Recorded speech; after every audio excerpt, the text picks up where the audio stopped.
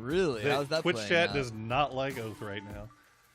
Oath out here to try to take everybody's e points away or whatever, all their to render their coupons worthless. But Soniqs, man, they're holding on. They're holding on, and I gotta be honest with you, Soniqs has looked like the best team in the lobby so far, despite the fact that Oath has won 2 in a row. It's nuts. Well, yeah, I mean, they're still looking really good, but that's because, and I tweeted this out earlier, like last week or something, but Soniqs seem to be the only team that don't have a single bad day, and I wanted to look at the numbers again this morning, and yeah, they're the only team that are in the top 5 that have all 4 games so far before today, like, not just all right games, days, good games. SEK had a really bad day 1. Oath had a bad day 4. HEC, they didn't have any bad days, but they've had 2 sort of like B-level days, which could be all right, but when you're going up against Soniqs, who have A games, A days every single day of competition so far, that's a hard check. And HEC, it seems that this might be their first bad day, judging it halfway through. And Soniqs, it still seems to be still a good day for them. Soniqs had a bad half day. We count that? No. Like last week, the last 2 games, they 2 wins. got 5 no, points. Nah, it's a stretch. I'm planting my foot down. They got 2 wins there. That's a stretch. Yeah, but after their 2 wins, they didn't do anything. You know? Garbage. They got.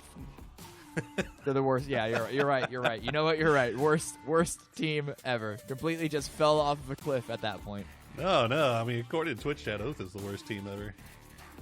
They're garbage, and they're terrible. They're noobs, and they get circle luck, and all the other horrible things that you could think of to say about a team that has literally just won 2 games in a row. But nothing too substantial. But look at this. Comet's going to run right up on top of Oath. Pat Caps going to win the 1v1, get the flush. He's down to 13 HP. We'll see if Comets can do anything else about this. D-Treats wrapping around. Haven't found him just yet. Comet's going to have to come to a head here because hardships, you got to imagine, are looking at that with a little bit of hunger in their eyes here. Uh-oh. Duel trying to roll up, but Dodge holding strong here. Crossfire set up as the support from the high ground. Have really, really good angles, but there's still Cherry up. And if there's a single player that you cannot count down on the side of Duel, it's got to be Cherry. The Energy also did some good work, at least in initial engagement last game. But what can they find? That's the problem. It's still 4 versus 3 if Lamplock can even get revived, but Finna doesn't want to allow that to happen. Luckily, Cherry calls it, gets the knock, gets the full finish. Finna, that was ballsy. Crazy. All by yourself. One might even say it was a little bit dumb. He ends up giving up his life for free. Cherry should be able to get this res. Corsac just going to hold for right now. He can't get a whole lot of support from his teammates because of Fabled. Meanwhile, we'll cut back over to Houston Hardships, who finally had to move into this. They're going to get the opening down onto 1. Can they get Monty as well? Or, no, they kind of in a rough spot here because they can't over-peak it. They can't try to go and finish it off because of Oath. And, yeah, the res is going to come through. Where are you? Whoa, Lobes! Oh, that's big. And it's going to be does knock Waldo, him. too. Yeah. The pressure from Radiance is just a lot for these teams down on the south side. Patcaps was able to get his way over to Oath, but how is World Hardships able to find their way in? D-Treats is caught out because Comets also have to try and rotate away from this position. But Hardships, they might want to consider trying to push further south. Problem is, so many teams on that south side, surely they know it because they're just being able to read the circle, read the positioning. Do you just call for a vehicle send across that sort of valley into where Liberate are? I mean, there's not really much else they can do. They got to do something, though, quickly because that blue is collapsing on them. They are going to hop into the vehicles. We'll see where they decide to go. Looks like they might have designs on wrapping around south, as you did suggest. But as you did also said, there's a lot of teams down there. Zenith, Liberate, Duel, Fable, Dodge. We'll have to see where they decide to go, where they decide to enter in. There is a lot of terrain around here that they can play around. And it looks to me like they have found something safe for the time being. Yeah, they don't push too far. They don't overextend their welcome. They know where it's safe. They go no further than that. But Liberate in the middle of a fight with Zenith could give an opportunity to Hardships push in if they want to be so aggressive. Rob goes down. Working the high ground, assistance of Liberate come in. They're not peeking onto Zenith because they're being pinned down by multiple other angles. Yeah, Fabled coming up behind them. They can't really do anything to protect their fallen teammates. So Addit and Simply Matt just going to have to try to hold the top of the hill for the time being. Meanwhile, Oath and Radiance are now squaring off. Snaker's going to land a few nice shots in, but not enough to get the down.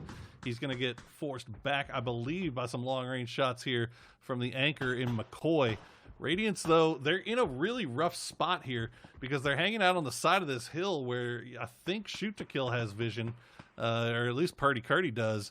So they can't really wait here forever. They've got to decide what they want to do. New Circle might end up forcing their hand a little bit.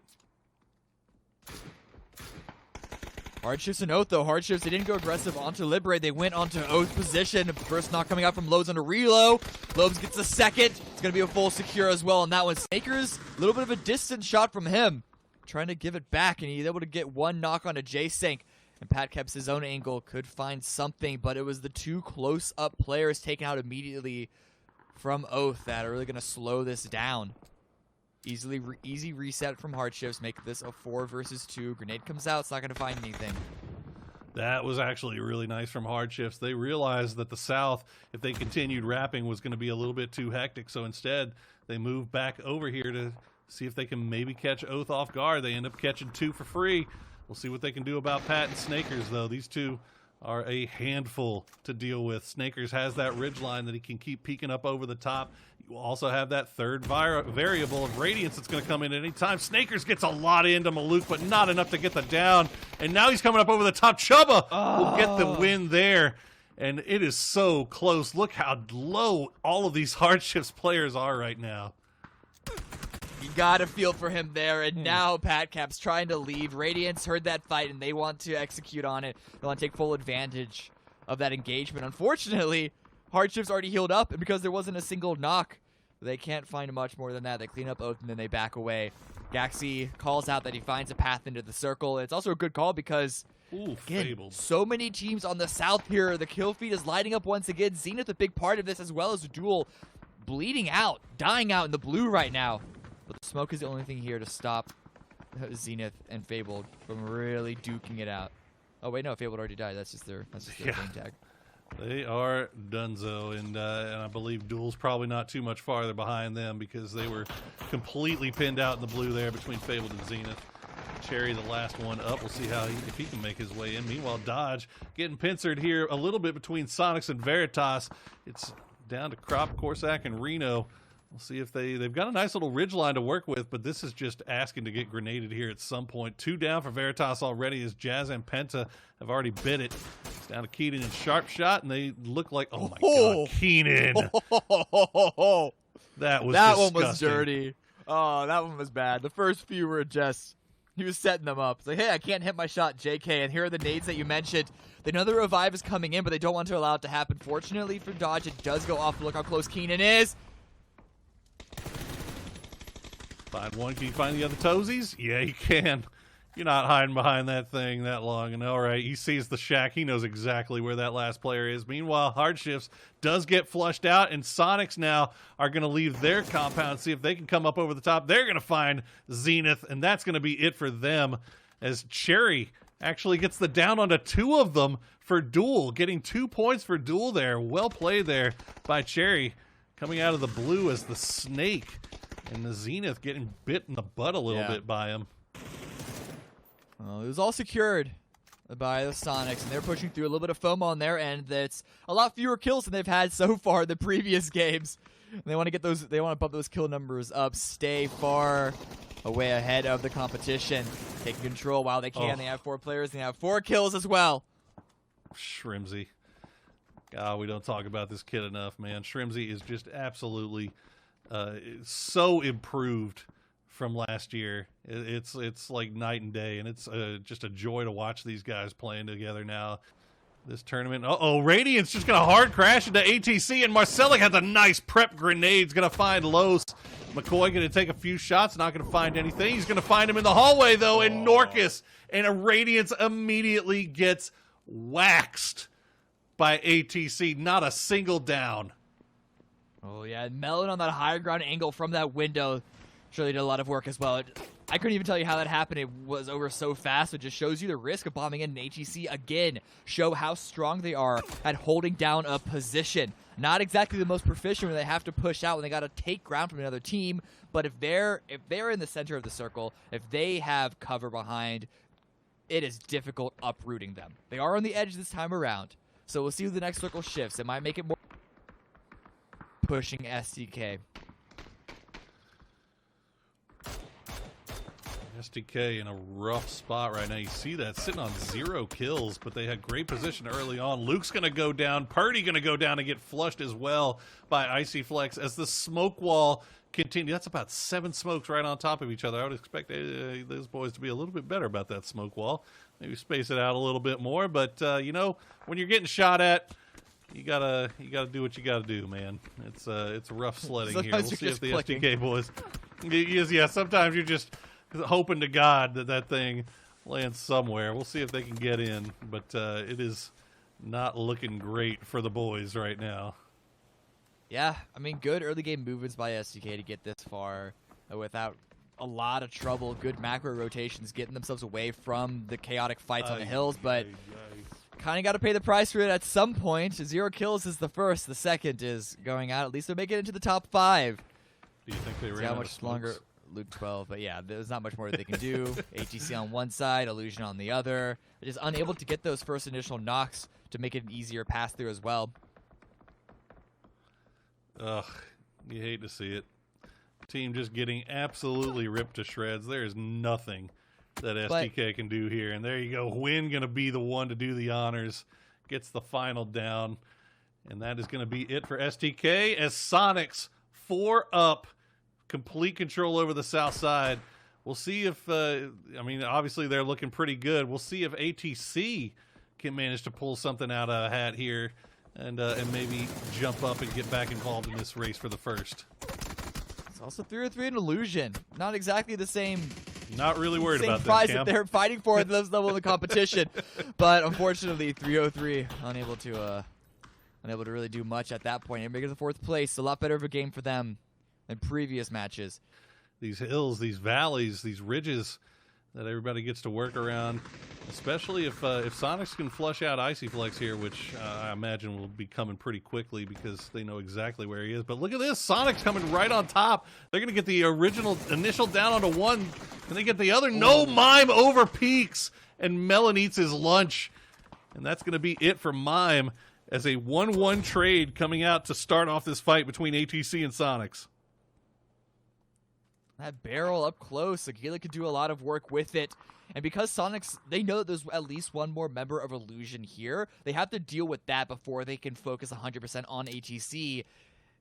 And that doesn't feel comfortable. The grenade is being primed. Shots coming from ATC as well. Good cook by Shrimzy. Medium rare, just as you like it. And now this gives him a secondary side angle to assist the rest of his teammates. But out in the open, not a lot of cover. Gotta be careful down there, Shrimzy.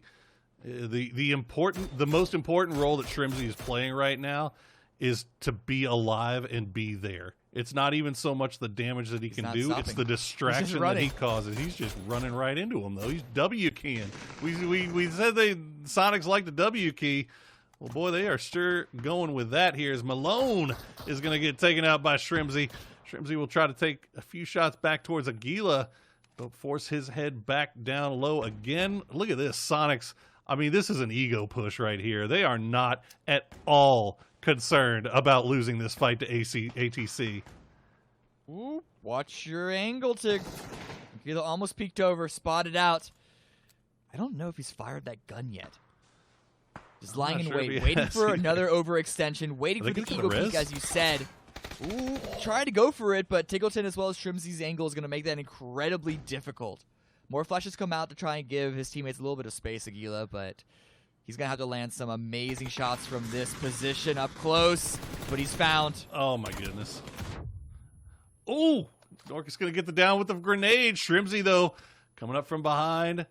H-Win just holding the line right now, making sure that they don't peek over the top. Norcus, does he go for the res here while Tig is down? I don't know. That blue is pushing right in. You don't really have much of a choice here, bro. You got to go do something. As he comes over the top, he's going to spot out ahead. It's not going to be enough, and it's going to be Shrimzy, I believe. Or was it Win that got the last kill there? I think it was Shrimzy. But ATC managed to make it to the late game. But Soniqs, the rich just get richer, Cam. Yeah. That 1-for-1 trade initially between Soniqs and ATC, it was even on paper, but it slowed down ATC's push enough.